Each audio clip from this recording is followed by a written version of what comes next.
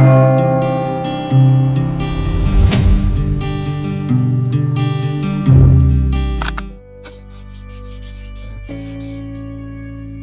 grandfathers and our grandmothers took up a mantle and carried a torch that symbolizes the responsibilities of building a society, heavy, backbreaking responsibilities that outweigh even the most ponderous of objects. And as time flies by, the torch is passed on to the next generation, continuing the cycle of triumph and challenges that our society faces. Here, it would seem that the cracks are starting to form. In this day and age, the presumably retired senior citizens have been forced to move once more, to carry the burden and provide a living for not just themselves, but for their supposed successors. Their shoulders cannot bear the weight again, metaphorically and literally. Bones weakened, skin wrinkled, and strength drained. How will they face society's standard of living when time has taken a toll on them? Amidst the bustling market of many stand to provide for their family, working non-stop to fend off the struggles of poverty and to retaliate against economical issues of our country. Among those who sell crops and goods, Nanay proves to be a symbol of servitude and resilience. Daming bilyar ba? Ilan po ka-years na po nagtrabaho dali po? Yung part mga 30 years na. Years? Tapos, ano sa pong reason po anong gatrabaho Japan ka po hangtod ka? Ano ka tungod sa lisod. Na among gulay kami maninda, mangumpra po ni amo i-retail. Aron, makikinan siya gamay. Ano sa pong mga hardship ninyo po dali po sa inyong trabaho? Kuan. Mangumpra lang yun. Ana lang. For about 30 years, this woman has faced many challenges working as a vegetable seller, fighting off the frights of poverty, selling and reselling pumpkins and cabbages day and night. Surely, it has taken a toll on her body. The concept of work is the struggle itself. To move and move all throughout the day is not for the faint of heart. Though, with all the hardships stacked against her, she remains strong. Not many can handle what she has endured for almost half of her lifetime. Those gray hairs have not stopped her from doing what she does best.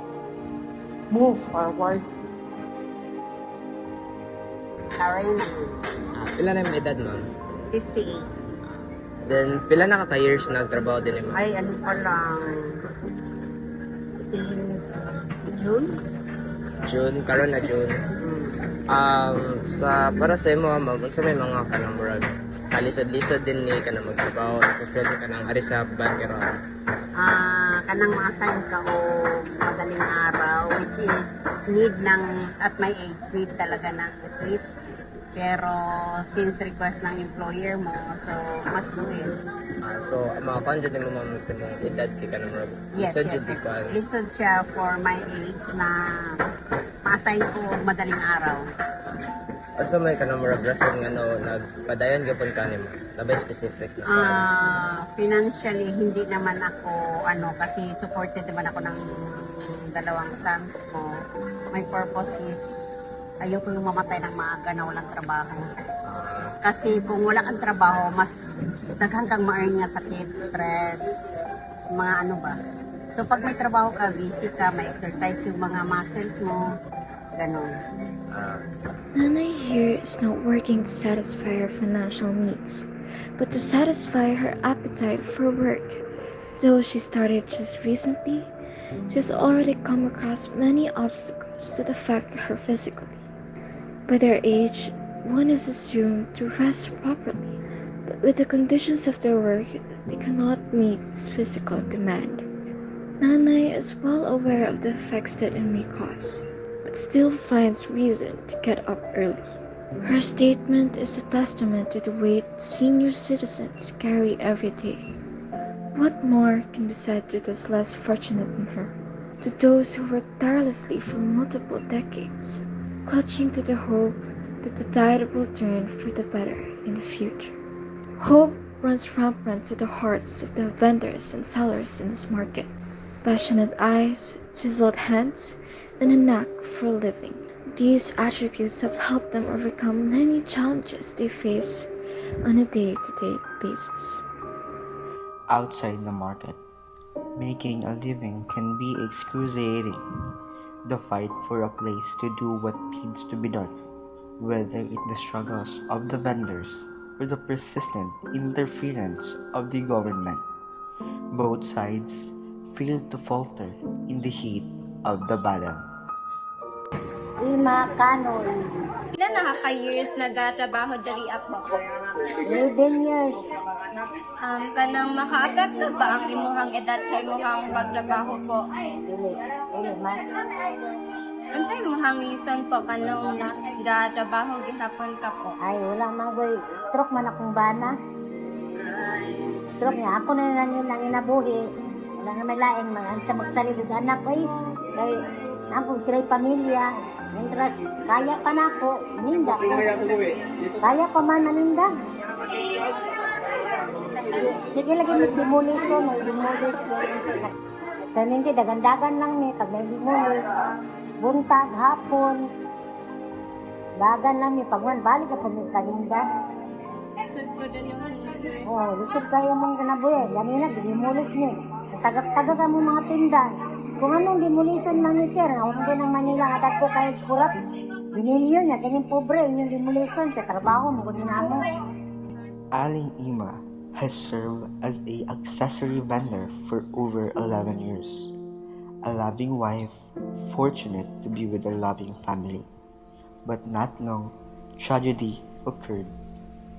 Her husband fell ill and had a stroke, rendering him incapable of providing for the family. Aling Ima felt the sorrow and struggles like no other, but in the end, she found the motivation to stand up. Despite her sacrifices, not everyone can sympathize to her cause, often finding herself and her companions being swatted away by threats of demolition by the government. They have become praised and are trapped in a cycle of retreating and defending their place in the streets and overpasses, not willing to give up what they have built through the years in spite of what the government thinks of their situation. Ganina, dimulis niya. Tagak-tagak ka mo mga tindan. Kung anong dimulisan man ni sir, ako din ng Manila, atat ko kahit kurap. Binilyo niya, kanyang pobre, yung dimulisan sa trabaho mo, kung mo. Many of these vendors see what our country truly is.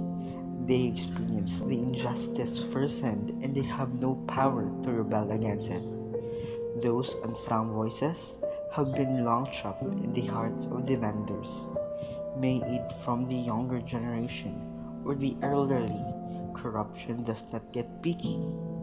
Our senior citizens have endured more time than we are alive. They've seen the horrors of living under the control of corrupted individuals. Their situation is a reflection of what our future may be. A lifetime of work and a profit that amounts to only a bare minimum. What can the younger generation say of their seniors, knowing that we may be put in their shoes when our hands become wrinkled?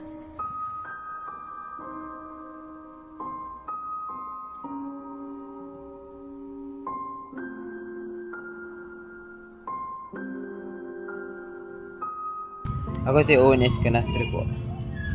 So, makakita pa ba kayo mga senior citizens na mga street vendors or nag-trabaho pa karon?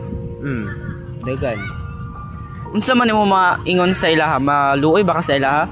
Maloy kayo, naman sila anak na pwede na magtrabaho para sa sila pero wala sila mahimo lang kaya nila magbuhay sa ilang sarili. Ato. So, para sa imo, unsa man nato ang kita nga mga tao, unsa man natong pwede mabuhat sa ilaha? Pwede na ito mabuhat sila kanang pangitabangan na sila sa ilang lugar na magbaligya asa pwede sila magbaligya sa lugar kapag sa ni sulod diri unta pero bawal man kapre sa na mga pagkapon na to ilang baligya ba, asa magbaligya sila sa lugar na dagan-dagan tao ato. Back into a corner, our elderly vendors became what they are today by what they call discarte. They found a way to continue to make a living through becoming vendors in the market in the streets. Though the government enables them to do so, they also allow themselves to intervene in the affairs of these vendors, often being forced to comply their demands with no rooms for buts and ifs. If they only had gotten the help they deserve instead of being forced to struggle every day, they would thrive in the world they had given over to our generation. If standing up isn't enough, then let us stand with them, carry the torch with the intent of nurturing the people, regardless of age and status. It is up to us to stop this cycle of poverty and meaningless struggle.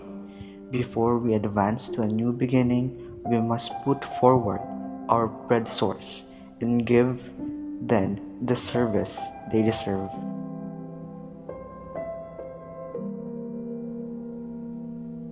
Mark Johnny Fumpad. Okay, so, makakita pa ba kayo mga street vendors na mga senior citizens karon? Yes, kasagaran diya sa Turil kanang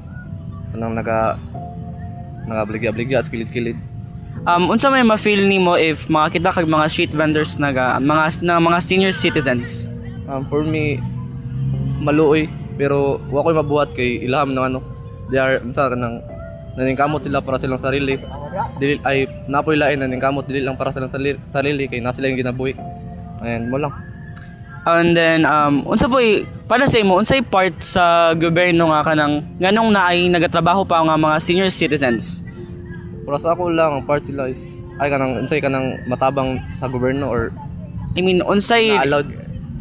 For me lang gina-allowed sila because unsa lang kanang murag kana in the way dra na way kay murag ginatabangan lang pud nila ba kanang gitagaan nila panghanap buhay ang mga seniors kaya ang lain mo gud dili na nag-accept og kanang mga seniors kanang lain trap kanang mga ano ba mga job wala na nag-accept sila because yun na kailangan sa wala na kay sila makakusog wala na kay sila lain mabuhat dra na way naman sila nalang man sila kanang mga panghanap buhay nila para silang sarili para silang mga apo mga lain na needs. Okay, so salamat. So ang last question is para sa imuha unsa man mabuhat nato para dili sad ta mapugos og trabaho kung kita na sad ang nasa edad nila? For me lang samtang bata pa ka maningkamot lang para dili ka maabot na ano og simple kanang mangayo kag tabang sa imong mga anak pohon sa imong mga apo ngayo kag kanang sa sila help sila para lang di ka maabot ng nga sitwasyon. Lang. A true home. A place where they can meet their needs without punishment from the government. Not everyone is privileged of a spot in the market or a permit.